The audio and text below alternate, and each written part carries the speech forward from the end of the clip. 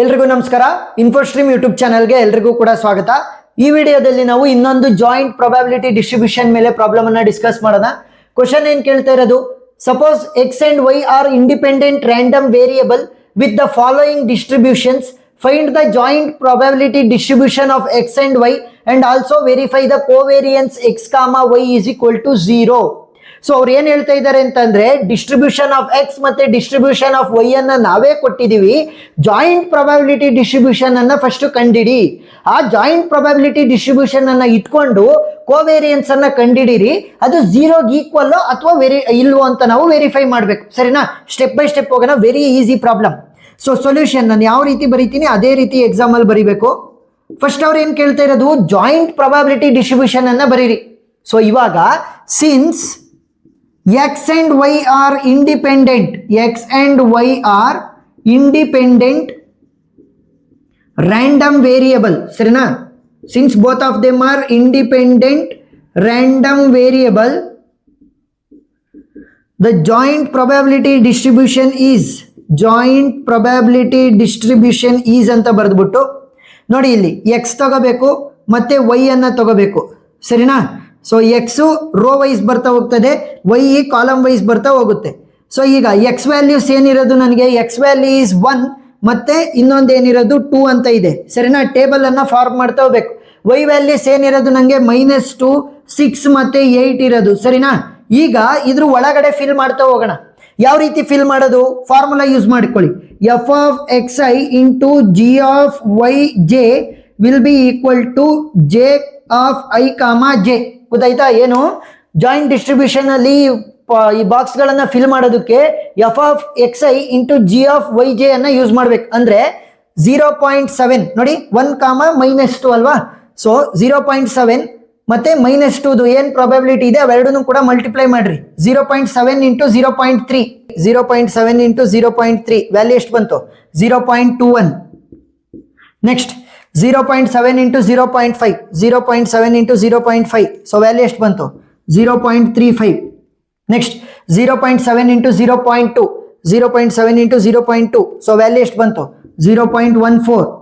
next 0.3 into 0.3, ಯಾಕೆ 2, -2 ಅಲ್ವಾ? ನೋಡಿ ಇಲ್ಲಿಗೆ 0.3 into 0.3, 0.3 into 0.3 ವ್ಯಾಲ್ಯೂ ಎಷ್ಟು ಬಂತು? 0.09. next 0.3 into 0.5, 0.3 into 0.5, so value ಎಷ್ಟು? 0.15. next 0.3 into 0.2, 0.3 into 0.2, so value ಎಷ್ಟು ಬಂತು? 0.06. ಸರಿನಾ?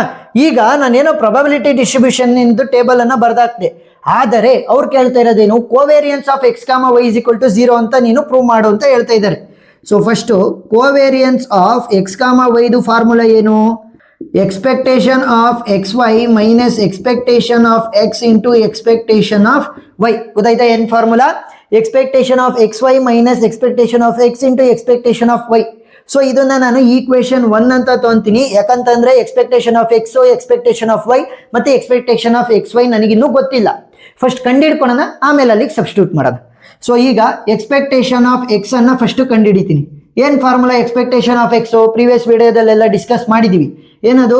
Summation of X I into f of X I.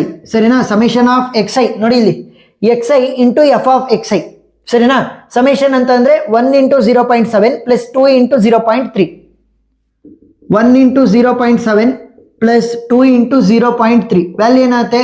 1 into 0.7 ಅಂದ್ರೆ 0.7, 2 ಇಂಟು 0.3 ಅಂತಂದ್ರೆ 0.6. ಸೊ 0.7 ಪ್ಲಸ್ 0.6 ಏನಾಗುತ್ತೆ?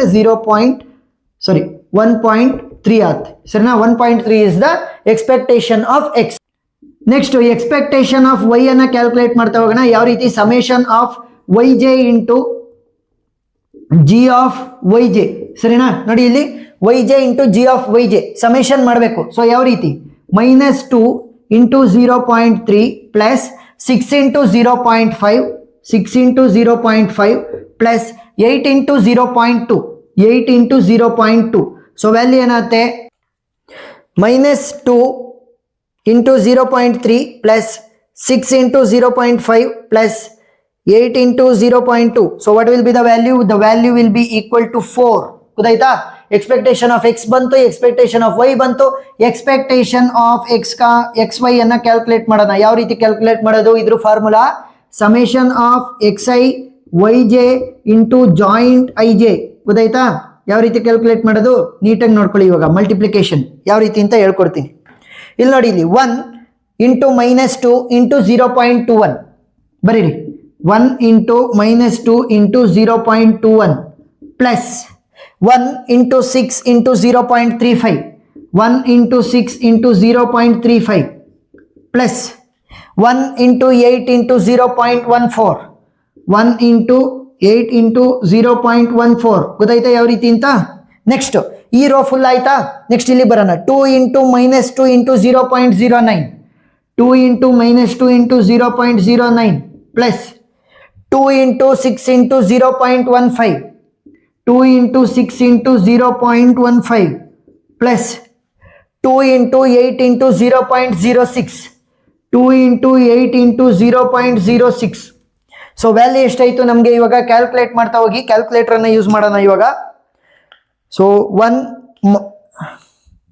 Into -2 into 0.21 plus 1 into 6 into 0.35 plus 1 into 8 into 0.14 plus 2 into -2 into 0.09 plus 2 into 6 into 0.15 plus 2 into 8 into 0.06.